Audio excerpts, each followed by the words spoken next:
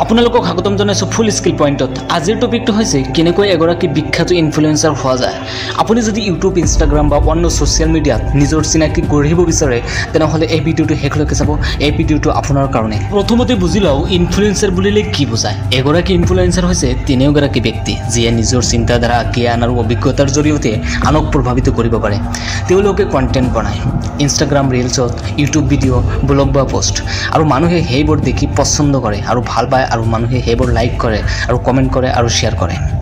Influencer বেয়া দিশতো যাব পাৰে, ভাল দিশতো যাব পাৰে। সেইটো তেওঁৰ ওপৰত নিৰ্ভৰ কৰে কি কণ্টেণ্ট বনাই আছে আৰু কণ্টেণ্টৰ ওপৰত নিৰ্ভৰ কৰে। এতিয়া ইনফ্লুৱেঞ্চাৰ কেনেকৈ হ'ব পৰা যায় এই বিষয়ে আলোচনা কৰিম। ইনফ্লুৱেঞ্চাৰ হ'বলৈ আচলতে 5টা গুৰুত্বপূৰ্ণ ষ্টেপ সামাজি, আৰু ইনফ্লুৱেঞ্চাৰ হ'বলৈ আপোনাক এইবোৰ মানিব লাগিব, আৰু সেইবোৰ মানিলে আপুনি এটা ভাল ইনফ্লুৱেঞ্চাৰ হ'ব পাৰিব, আপোনাৰ ফেন ফলোইং বঢ়াব পাৰিব আৰু আপুনি টকাও আৰ্ণ কৰিব পাৰিব। ষ্টেপ নম্বৰ 1, নিচ বাছনি কৰক। যদি আপুনি ইউটিউব, ইনষ্টাগ্ৰাম বা ফেচবুকত যদি নিজৰ টেলেণ্টটো দেখুৱাব বিচাৰে তেনেহ'লে আপোনাৰ সেই টেলেণ্টটো কোন কেটাগৰীত পৰে?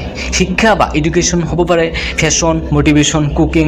আপোনাৰ মনৰ অনুসৰি বাছনি কৰক আৰু সেইটো ৰেগুলাৰ কনচিষ্টেঞ্চি 3 মাহ 6 মাহলৈকে কৰক আৰু চাব আপুনি এজন ভাল ইনফ্লুৱেঞ্চাৰ হ'বলৈ বহুত আগবাঢ়ি যাব। ষ্টেপ নম্বৰ 2, ৰেগুলাৰ কণ্টেণ্ট দিয়ক। যেনেকৈ মাটি খুন্দিয়ালে পানী ওলায়, কণ্টেণ্ট বনালে অডিয়েঞ্চ ওলায়। সপ্তাহত 3টা-4টা ভিডিঅ' দিয়ক, পোষ্ট বা ৰিলছ আপলোড কৰক।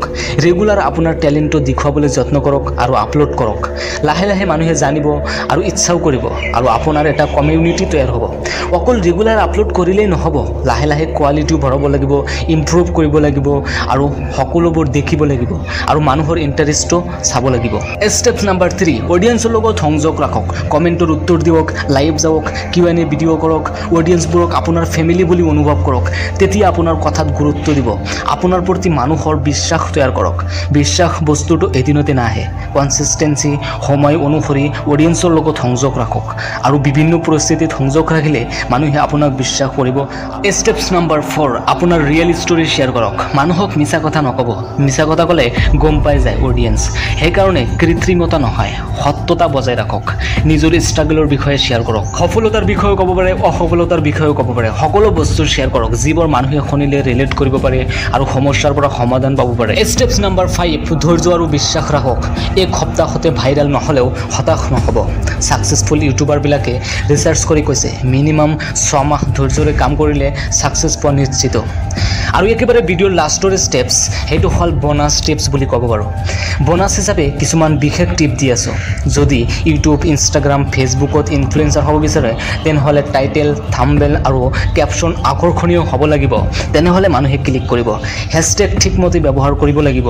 কলাবৰেশ্যন কৰক আৰু ক্ৰিয়েটৰৰ সৈতে, ভাল ক্ৰিয়েটৰৰ সৈতে কলাবৰেশ্যন কৰক আৰু মানুহে আপোনাক জানিবলৈ আগ্ৰহ প্ৰকাশ কৰিব। এডিটিং স্কিল ইম্প্ৰুভ কৰক। আৰু আটাইতকৈ গুৰুত্বপূৰ্ণ কথাটো হ'ল আনক কপি নকৰিব, নিজক বিল্ড কৰক। নিজৰ ভিতৰৰ পৰা কিবা বস্তু বাহিৰ কৰিবলৈ যত্ন কৰক। ইউনিক বস্তু, যিটো আপোনাৰ ষ্টাইল। বেলেগৰ ষ্টাইল আপুনি কপি নকৰিব। নিজৰ ষ্টাইল নিজে বাহিৰ কৰক, কাৰণ সৃষ্টিকৰ্তাই সকলোকে বেলেগ বেলেগ ষ্টাইলত বনাইছে। সেইকাৰণে আপুনি নিজক বিল্ড কৰক। আপুনি ইনফ্লুৱেঞ্চাৰ হ'বলৈ সাজুনে? তেনেহ'লে আপোনাৰ নিজ কি কমেণ্টত লিখক।